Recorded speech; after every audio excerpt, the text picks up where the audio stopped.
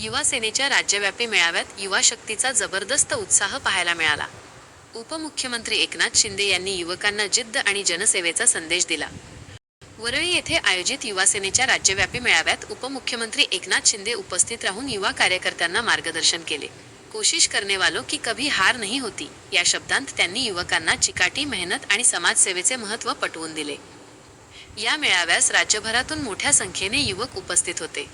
अहिल्यानगर जिल्हा युवा सेना प्रमुख साईनाथ आधाट यांच्या मार्गदर्शनाखाली तसेच शेवगाव तालुक्यातील एरंडगाव गणप्रमुख रामेश्वर सोनवणे यांच्या नेतृत्वाखाली हे टाकळी, घोटण, तळणी, मजले शहर, भातकुळगाव फाटा, शेवगाव येथील युवकांनी मोठ्या उत्साहात सहभाग नोंदवला। मेळाव्यात विविध क्षेत्रांत उल्लेखनीय कार्य करणाऱ्या तरुणांचा शिवगौरव पुरस्कार देऊन गौरव करण्यात आला। तसेच काही पक्षप्रवेशांमुळे संघटनेची ताकद वाढल्याचे चित्र पाहायला मिळाले। कार्यक्रमादरम्यान सांस्कृतिक सादरीकरणांद्वारे युवकांमध्ये आत्मविश्वास, नेतृत्व गुण आणि सामाजिक बांधिलकी यांचे महत्त्व अधोरेखित करण्यात आले।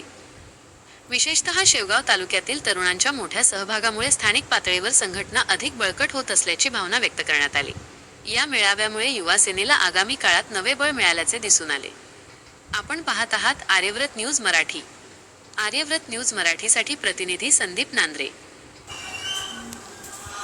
आणि मला अभिमान आहे, शिवसेनेच्या खांद्याला खांदा लावून ही युवा सेना महाराष्ट्राच्या कानाकोपऱ्यामध्ये पोहोचली आहे। चांदा ते बांदा शिवसेना आज घराघरात जाती आहे। युवा सेना सोबतीने जाती आहे। युवा सेना